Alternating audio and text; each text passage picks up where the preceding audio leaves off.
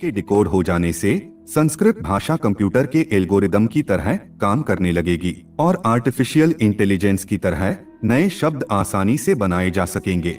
अब हमें यह प्रश्न होता है कि हमारे ऋषियों ने ऐसा इंक्रिप्शन क्यों किया था?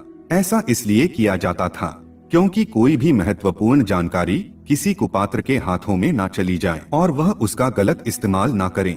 जैसे कि आज के समय में भी आधार कार्ड के डाटा को हैकर से सुरक्षित रखने के लिए इंक्रिप्ट किया जाता है। अगर वह हैकर को मिल भी जाता है तो भी वह उसे जान नहीं पाता क्योंकि वह इंक्रिप्टेड होता है।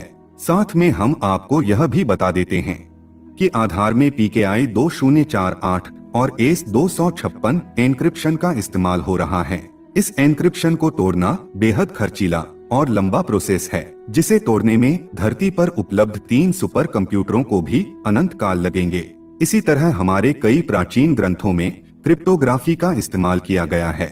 जैसे कि सिद्धार्थनमाला ग्रंथ के श्लोकों में हमें पाई का मान मिलता है। मुहूर्त चिंतामणि ग्रंथ के श्लोकों में भी क्रिप्टोग्राफी देखने मिलती है। जैसे इस श्लोक में घर का क्षेत्रफल मापने का सूत्र गुड़ तरीके से दिया हुआ है।